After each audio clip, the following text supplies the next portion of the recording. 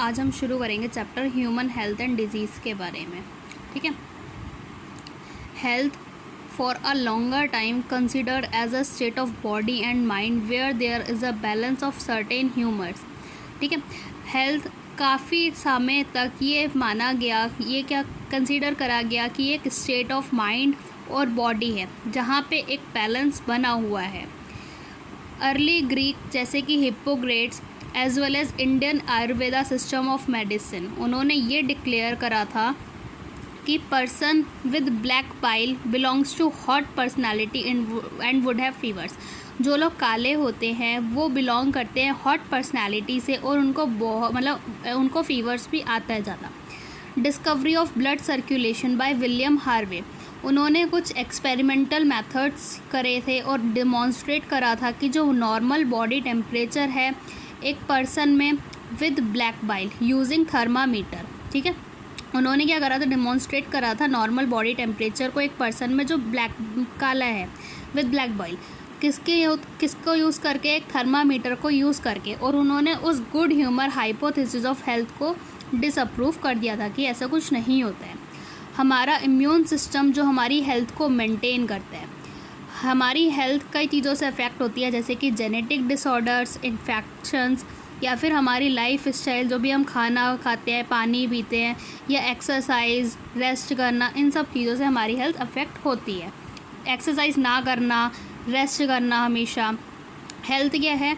Health simply मतलब ये नहीं है कि एब्सेंस ऑफ डिजीज़ या फिर फिज़िकल फिटनेस।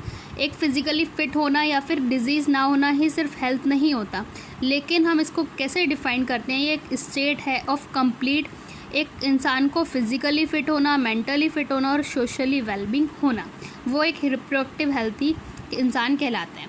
ये क्या ब्रिंग करता है? ऑल्सो ब्रिंग्स, हेल्थ क्या ब्रिंग करती है कि जो इंसान है वो ज़्यादा लंबा जीता है और रिड्यूस करती है इन्फेंट मोर्टेलिटी रेट और मैटरनल मोर्टेलिटी रेट। मतलब जो बच्चा जो पैदा हो रहा है, जो पहले पहले के टाइम पे क्या होता था, मर जाते थे, तो उस चीज़ को कम कर चुका है। और मैटरनल मोर्टेलिटी रेट मतलब माँ के मरने को भी।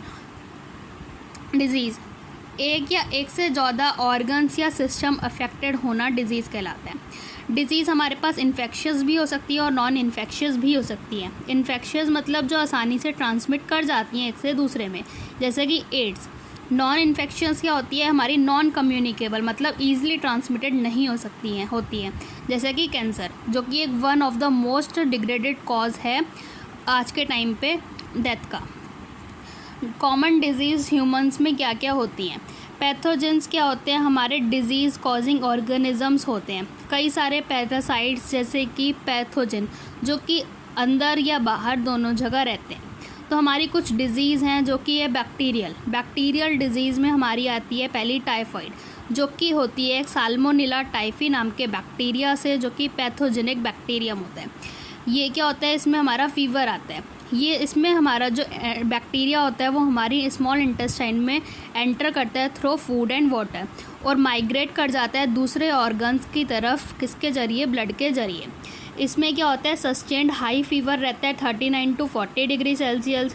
वीकनेस आ जाती है, स्टमक पेन होता है, कॉन्स्टिपेशन हो सकता है, हेडेक हो सकता है और लॉस ऑफ एपेटाइट्स, ऐसे कुछ सिम्टम्स इसमें दिखाई देते हैं। इंटेस्टाइनल परफोरेशन एंड डेथ, कई केसेस में क्या होता है? ये कई केस में, सीवियर केस में क्या हो सकता है? इंटेस्टाइन में परफोरेशन हो सकता है, छेद हो सकते हैं, जिसकी वजह से ये डेथ का कारण बन सकता है। इसको हम कंफर्म करते हैं टेस्ट से, जिसको हम कहते हैं विडाल टेस्ट। अब देखा गया था मैरी मेलन, जो कि जिसको नाम दे दिया था टाइफॉइड मैरी, जो कि कुक थी बाय नेचर और जो कि क्या थी? एक टाइफॉइड कैरियर थी, जिसने क्या कंटिन्यू रखा, इसने टाइफॉइड को स्प्रेड करना कंटिन्यू रखा कई सालों तक, जो भी वो खाना बनाती थी उसके ज़रिए। निमोनिया, दूसरी हमारी बैक्टीरियल डिजीज़ है निमोनिया, जो कि होती है स्ट्रेप्टोकोकस निमोनिया और हेमोफिलस इन्फ्लुएंजा से। ये इन्फेक्ट कराती है हमारी एल्वियोलाई को, जो कि हमारी एयर सैक ऑफ लंग्स है। ठीक है। ये इसमें क्या होता है? हमारी जो एल्वियोलाई होती है वो हमारी एक फ्लूइड से भर जाती है, जिसकी वजह से सांस लेने में प्रॉब्लम हो सकती है। इसके सिम्टम्स हैं कुछ फीवर, चिल्स, कफ, हेडेक्स, इसके कुछ सिम्टम्स हैं। इसमें क्या होता है? कई सीवियर केसेस में हमारी लिप्स और फिंगर नेल्स ग्रे से ब्लूइश टर्न हो जाते हैं। ये क्या करती है, ये एक्वायर, निमोनिया कैसे होता है, ये एक्वायर करता है इन्फेक्शन को बाय इनहेलिंग ड्रॉपलेट्स या एरोसोल्स या फिर शेयरिंग ग्लास या utensils with an infected person. Other disease जो बैक्टीरियल डिजीज़ है हमारी वो है डिसेंट्री, प्लेग और डिप्टेरिया। प्लेग होती है हमारी यर्सनिया पेस्टिस से और डिप्टेरिया होती है हमारी कॉर्निबैक्टीरियम डिप्टेरिया से।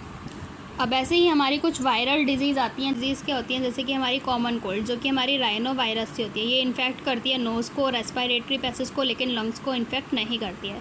इसके सिम्टम्स है जैसे कि नेसल कंजेशन होना, डिस्चार्ज होना, सोर थ्रोट, हॉर्सनेस, कॉफ, हेडेक, टायर्डनेस होना। ये लास्ट करता है फॉर 3 to 7 डेज़। डेंगू को हम ब्रेक बोन फीवर भी कहते हैं। इसमें ऐसा लगता है शरीर टूट, मतलब हड्डियाँ चूर चूर हो जाती हैं। डेंगू वायरस से होता है, फ्लेवी राइवो वायरस भी जिसको हम कहते हैं, जो कि आरएनए, जिस जीनस क्या है आरएनए, ये अर्बो राइवो फैमिली से बिलोंग करते हैं। इसका वेक्टर मतलब ट्रांसमिटिंग एजेंट, जो कि होता है female Aedes aegypti mosquito. Incubation period मतलब period between infection to first symptom, ये होता है 5 to 7 डेज़ का। इसके कुछ सिम्टम्स हैं जैसे कि high fever, joint muscle pain, rash, thrombocytopenia. पिनिया जहाँ पे भी वर्ड आ जाता है उसका मतलब होता है काउंट्स का डिक्रीज होना, तो थ्रोम्बोसाइट्स कम होना। प्लेटलेट्स काउंट कम हो जाते हैं जिसकी वजह से हीमोरेज मतलब एक नॉन स्टॉप ब्लीडिंग भी हो सकती है। चिकनगुनिया जो कि हमारी चिकनगुनिया वायरस से होता है, ये भी अर्बो राइवो फैमिली से बिलोंग करता है। आरएनए वायरस होता है जिसको हम टोगा वायरस भी कहते हैं। इसका भी वेक्टर हमारा डेंगू की तरह ही है, फीमेल एडिस एजिप्टाई मॉस्किटो। इसका इंक्यूबेशन पीरियड 2 to 10 डेज़ का होता है और इसके कुछ सिम्टम्स हैं जो कि हमारी डेंगू की तरह ही होते हैं, high fever, joint muscle pen और रैश। इसमें क्या हो जाता है, लिम्फोपीनिया, पीनिया मतलब काउंट्स का कम हो जाना, तो इसमें लिम्फोसाइट्स काउंट कम हो जाते हैं। तो आप डेंगू और चिकनगुनिया को मेरे शॉर्ट्स में भी देख सकते हैं। ऐसी जो कुछ वायरल डिजीज़ और हैं जैसे कि हमारी हेपेटाइटिस बी और पोलियो।